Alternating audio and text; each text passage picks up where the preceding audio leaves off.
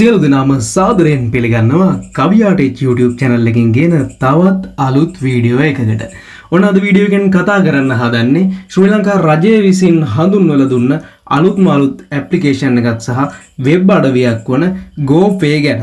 ඉතින් මේ GoPay එක ගැන කතා කරොතින් ඔයාගේ රජයට ගෙවන්න තියෙන සියලුම වරිපණම් බදු, රජයේ ඇතුළුව සියලුම රථවාහන දඩ, ඒ වගේම රජයේ බදු මේ සියල්ල ගෙවන්න පුළුවන් ඔන්ලයින් ක්‍රමවේදයක් ගැන තමයි අද වීඩියෝ එකෙන් කතා කරන්න හදන්නේ. GoPay ගැන තමයි අද වීඩියෝ එකෙන් කතා කරන්න හදන්නේ. ඉතින් GoPay මේ විදිහට මේ GoPay ගෙවන්න පුළුවන් පහසුම ඇප්ලිකේෂන් තුනක් තමයි හෙලකුරු ඇප්ලිකේෂන් එක, ඒ වගේම iPay ඇප්ලිකේෂන් එක, ලංකාපේ වලින් මේ ගෙවීම් මාර්ග කිහිපය ඔස්සේම ගෙවීම් කටයුතු කරන්න පුළුවන්. ඉතින් GoPay එකෙන් ඔයාගේ රථවාහන දඩ ඉක්මනින් ඔයාට ඔන්ලයින්ම දඩකොලේ අතට ගත්ත ගමන්ම ගෙවන්න පුළුවන් හැකියාව GoPay වෙතින් ලබා දීලා තියෙනවා. ඒ වගේම රජයේ පරිපාලනය සම්බන්ධ සියලුම රජයේ ගෙවීම් කරන්න වරිපණම් බදු, ඒ වගේම විශ්වවිද්‍යාල ගෙවීම්, රාජ්‍ය ආයතන වලට ගෙවන්න තියෙන ගෙවීම්, මේ සියලුම දේවල් GoPay හරහා දැන් ඔන්න ඔයාට ගෙවීම් කරන්න පුළුවන්. ඉතින් අපි මුලින්ම කතා කරන්න හදන්නේ කොහොමද GoPay හරහා ඔයාගේ රථවාහන දඩයක් ගෙවන්න කියලා. ඉතින් ගොඩක් අය රථවාහන දඩ ගෙවනකොට ගොඩක්ම රස්තිය ආදු වෙනවා. ඉතින් එදාට ගෙවන්න විදියක් නැහැ. පෝස්ට් ඔෆිස් එකට යන්න ඕනේ, ආයෙ නැවතත් පොලිසියට යන්න ඕනේ. ඉතින් ගොඩක්ම රස්තිය ආදු වෙලා નિયમિત දිනට මේ දඩේ ගෙවා ගන්න බැරි වෙනවා. ඉතින් අපි කතා කරන්න හදන්නේ කොහොමද ඔන්ලයින් මේ GoPay හරහා ඔයාගේ රජයේ සියලුම ගෙවීම් කටයුතු සහ රජයේ දඩ, ඒ වගේම සියලුම රජයේ ගෙවීම් කටයුතු වරිපණම් මේ සියල්ල ගෙවන්නේ කොහොමද කියලා තමයි කතා කරන්න හදන්නේ. ඔයා මුලින්ම ෆෝන් එකේ හෙලකුරු ඇප්ලිකේෂන් එක ඕපන් කරගන්න ඕනේ. මේ විදිහට හෙලකුරු ඇප්ලිකේෂන් එක ඕපන් කරගන්න ඕනේ. මේ විදිහට හෙලකුරු ඇප්ලිකේෂන් එක ඕපන් කරගත්තට පස්සේ ඔයාට මෙන්න මේ විදිහට හෙලකුරු ඇප්ලිකේෂන් එක ඕපන් වෙනවා. ඔයාට පේනවා හෙලකුරු ඇප්ලිකේෂන් එක මෙන්න මෙතන මේ විදිහට තියෙනවා රාජ්‍ය ගෙවීම් කියලා තැනක්. මෙතන රාජ්‍ය ගෙවීම් කියන තැනට තමයි ඔයා යන්න ඕනේ. රාජ්‍ය ගෙවීම් කියන තැනට ගියාට පස්සේ මෙන්න මේ විදිහට GoPay රාජ්‍ය ආයතන වලට පහසුවෙන් ගෙවන්න කියන මෙන්න මේ ටැබ් එක ඕපන් වෙනවා. ඉතින් මේ ටැබ් එක ඕපන් වුණාට පස්සේ මෙතන ටැබ් එකේ තියෙනවා පරිපාලන, සෞඛ්‍ය, නියාමන, අධ්‍යාපන, දඩ කියලා කිහිපයක් තියෙනවා. ඉතින් මෙතනින් පරිපාලන මෙතනට ඔයාට අවශ්‍ය රාජ්‍ය ආයතනය මෙතනින් තෝරගන්න පුළුවන්. ඉතින් මේ අවශ්‍ය රාජ්‍ය ආයතනය තෝරගත්තට පස්සේ ඔයාට පුළුවන් මෙතන ඉඩම් බදු, වැවිලි හා ප්‍රවාහන ගාස්තු, මේ වගේ රජයේ සියලුම දේවල් ගෙවන්න. ඒ වගේම සෞඛ්‍ය, ඒ වගේම ආයුර්වේද දෙපාර්තමේන්තුව, ශ්‍රී ලංකා පිළිකා ආයතනය, මේ වගේ දේවල් වලට ගෙවීම් කරන්න පුළුවන්. ඉතින් නියාමන ගත්තොත් අපිට මේ වගේම ශ්‍රී ලංකා විදුලි සංදේශන නියාමන කොමිෂන් සභාව, ශ්‍රී ලංකා දේව සංස්ථාව, සුරාබදු දෙපාර්තමේන්තුව මෙතනින් ගෙවන්නේ කොමටද කියලා තියෙනවා. ඉතින් මත්පැන් බද්ද, මේ වගේම ප්‍රමාද ගාස්තු, ආනයනික මත්පැන් බදු, මේ සියල්ල මෙතනින් ගෙවන්න පුළුවන්. ඉතින් අධ්‍යාපනය කරන කෙනෙක් නම් අධ්‍යාපනය ගියා මෙතෙන් රාජ්‍ය ආයතන වලට, විශ්වවිද්‍යාල වලට පවා මේකෙන් ගෙවීම් කටයුතු සිදු කරන්න පුළුවන්. ඉතින් වෘත්තීය පුහුණු අධිකාරිය, ඒ වගේම කාර්මික අධ්‍යාපන හා පුහුණු කිරීමේ දෙපාර්තමේන්තුවටත් මේකෙන් මේ විදිහට ගෙවීම් කටයුතු සිදු කරන්න පුළුවන්. ඉතින් අපි ප්‍රධාන වශයෙන් කතා කරන්න හදන්නේ රථවාහන දඩ.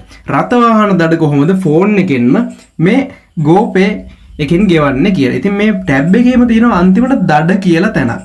මෙතනින් පොලිස් ස්ථානය තෝරගන්න ඕනේ. ඉතින් මෙතනින් සීමිත පොලිස් ස්ථාන කිහිපයක් තමයි මෙතනට ඇතුළත් කරලා තියෙන්නේ. ඉතින් මෙයාලා සඳහන් කරලා තියෙනවා ඉදිරියේදී ශ්‍රී ලංකාවේ සියලුම පොලිස් ස්ථාන මේ ඇප්ලිකේෂන් එකට ඇඩ් කරලා සියලුම ගෙවීම් කටයුතු සිදු කරන්න පුළුවන් කියලා. ඉතින් මම මේ විදිහට තෝරගන්නවා. මේ විදිහට ඔයා රථවාහන දඩයක් ඔයාට පොලිසිය විසින් නියම කරොත් ඔයා පොලිස් ස්ථානයේ මේ විදිහට තෝරන්න ඕන. ඉතින් මම අනුරාධපුර පොලිස් ස්ථානයේ තෝරනවා. ඉතින් පොලිස් ස්ථානයේ තේරුවාට පස්සේ ඔයාට පේනවා ඇති මෙතන වාහනේ අංකය ඔයා සඳහන් කරගන්න ඕනේ. ඉතින් ඒ වගේම වැරද්දේ ස්වභාවය, දඩකොලේ අංකය, මේ වගේ විස්තර ටිකක් ඔයා සඳහන් කරගන්න ඕනේ. ඉතින් ඔයා මෙතන වාහන අංකය දැම්මට පස්සේ මම මේ විදිහට උදාහරණයක් විදිහට vehicle number එකක් දානවා.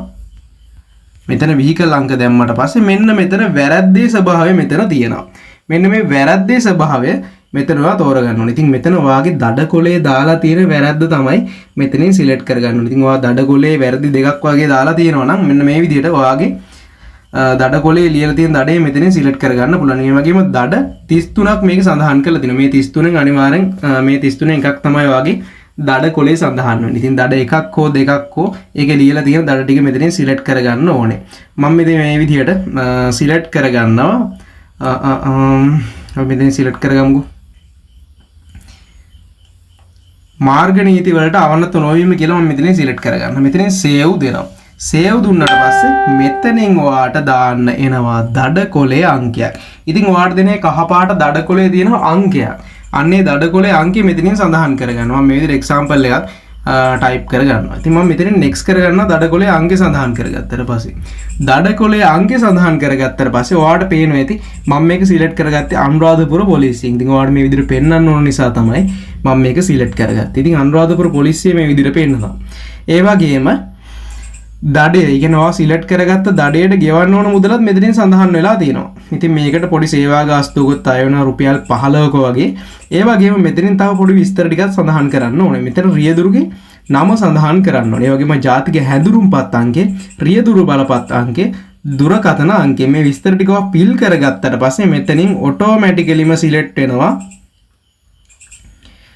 අනුරාධපුර පොලිසියේ පොලිස් පරීක්ෂකගේ දුරකථන අංකය. ඉතින් ඒකත් මෙතනින් ඔයා සඳහන් කරගන්න ඕනේ.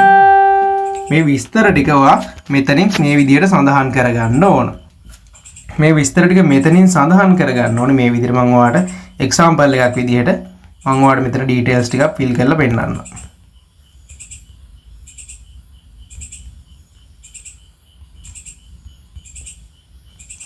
මේ විදිහට ඩෙන්ටිටි අංකය, රියදුරු බලපත් අංකය, ඒ වගේම වාගේ දුරකථන අංකය.